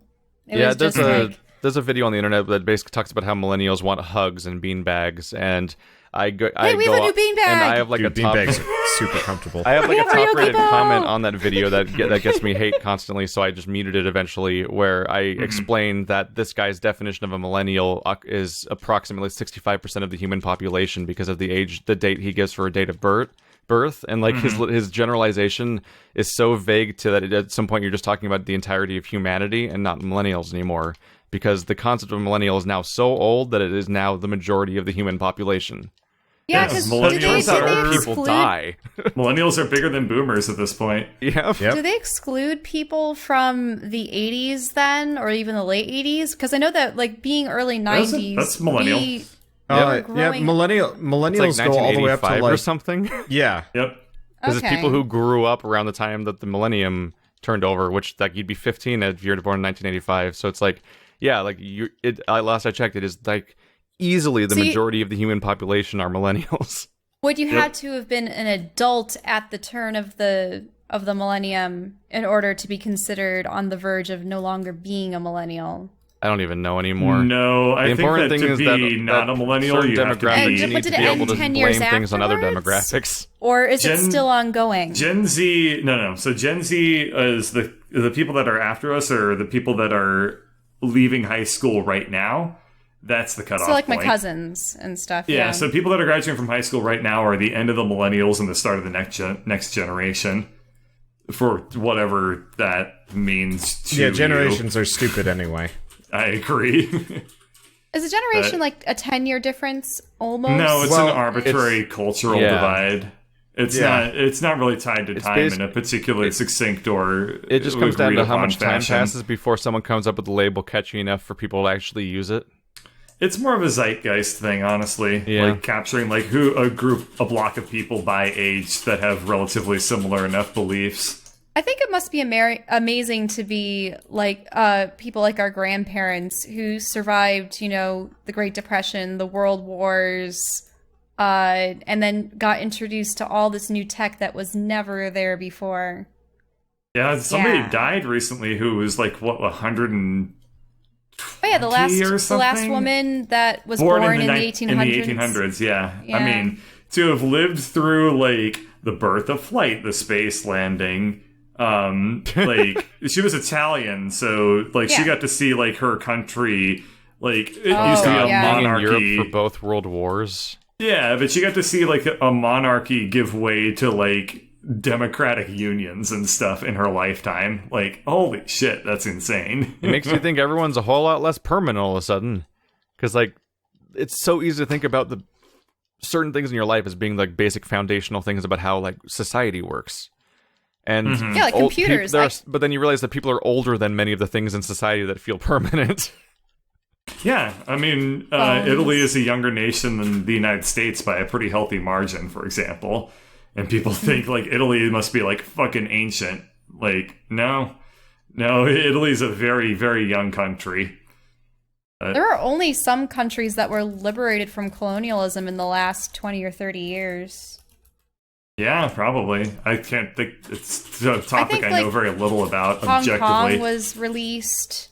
What was Colonial fear, like post-colonialism, is something that I don't talk about very much because it is like a really, really, really complicated subject that I know nothing about. I know enough about it to be like, whoa, other people need to get PhDs in this shit because I am not. This topic's gonna need about 12 more Kurtzakt videos. Yes. I am really glad we did not ask both long questions in the same podcast. There's always too much to talk about. We should probably wrap this topic up. Yeah, I was pretty sure this was going to just wrap the podcast up. Yeah, you're right. So all right, we were never able to answer mini questions from the audience? Nope. Well, that was a question. This is a reoccurring question from the audience. Yeah.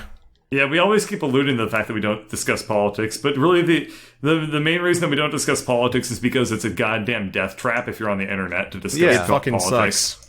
It sucks. It sucks way too much, and none of us are interested in it, It regardless basically of boils the down fact to that alienating a bunch of people that you don't have a reason to, because it's so tangentially related to the content you make. the thing that's even funnier about that is I'm pretty sure that between us four, our beliefs are like basically 99% aligned, and that's still not a reason that we want to discuss it, because what are we going to do? Just sit around and agree with each other? Like for a video? That's not going to be interesting. To sit around and talk about, like, oh, Keith, you're so right about what you're saying. Like, who gives a shit? Yeah, is everyone Really? looking forward to my brother's wedding? That no one has a problem with in this chat? Oh,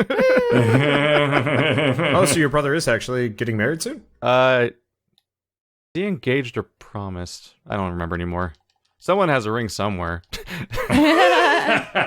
It's really hard to keep track of because of the fact that we can't keep track of whether or not it's legal for 10 months in a row at some point. But California. Just a real. That's a real thing that happened. Is at one point it was legal, and then not, and then it was, and then it wasn't, and then there was a court thing, and then it wasn't. And why can't we just wasn't it get over? North Carolina or something? Well, remember California was the one that passed Prop 8, so like suddenly gay marriage was suddenly illegal because a bunch of Northern Californians were like, nope, gay marriage is evil. It's one of those things where my brother and I just sit here helplessly on this topic thinking about this thing because it's like we literally can't.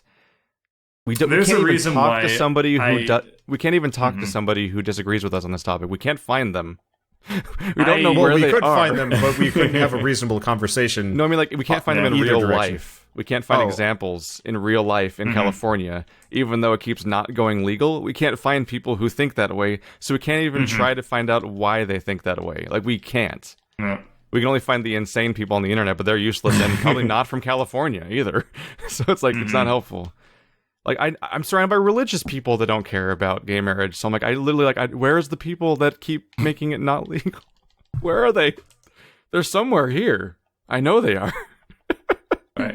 Well, anyway, do we have a good poop story to wrap things up with? Well, I mean, I told the poop told story. your The, Well, the true story. disgusting thing today is the human soul.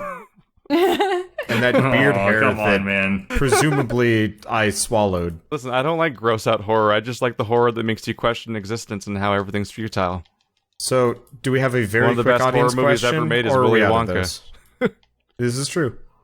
Really fucked up horror movie. All those It kids are is. super dead. And then like a 7 evil. Did anyone ever notice how in Willy Wonka everyone kind of dies in like a way that seems to be reenacting some form of like Dante's Inferno? Yeah. Yeah, dude, that Like, is everyone I've dies for a actually different never sin in seen that Willy movie. Wonka and the Chocolate Factory, except for like when he gets the ticket and is being taken there. I've never seen past that point. There, it gets dark. Not only does everyone die as if they're a different circle of hell, they physically move to new locations that are wildly different in scope and premise and theme every time someone dies, for the next person to die in another ironic, horrible, themed location, so that they can die of It does- gluttony or it greed feels- or vanity and so on. Yeah. A really fucked up movie book. Whatever. Movie That was book. Roald Dahl, That's right? like one of my favorite movies ever made. That was Was it Roald Roald Dahl? Dahl? I mean, I I read think the, that was Roald Dahl. I read the book. The, It was the guy that fucking wrote- cool. Probably. It's a really. I wonder if that was the premise, like deep down, is that it was supposed to be Dante's Inferno, but for Barney audience. And Wild was in know. that one, isn't? But wasn't it's he? such a good Wonka? book, man. Like, the Vermicious Canids are the fucking scariest Well, that's thing. the film. Mel Stewart, Gene Wilder. Wilder, yeah. Yeah, Charlie and the Chocolate Factory, which was, Roald Dahl. Yep. Okay. Some good Vermicious stuff. Canids, though, they're That's a so takeaway. fucked Everyone up. go watch Charlie and the Chocolate Factory. Maybe we should go spoiler cast Charlie and the Chocolate Factory. It's a little bit, I mean, Uh-huh. it's a bit dated. Nah. Here, how about we do that? How about we do that for our first everybody watches the movie together thing? We We're find not gonna riff Charlie and the Chocolate Dude, why Factory. It's a not? good movie. No, Okay. it is a good Fucking movie, riff which is it. why we watch it, and then every once in a while point out all the fucked up things that just happened. Whoa, how are you even going to put something like this online? Because you can't have Literally any just footage. upload the audio and say and say start the movie now and stuff like that. Oftentimes Yeah, they're like, that's what we okay, do now with, the Universal riff logo's tracks. on the screen. Like, just try to sync it up with Yeah. people that are watching it. Yes, Yeah, you I've do watched riff tracks. my fair share of Joe, things we this did way. that in Croatia. Don't you remember?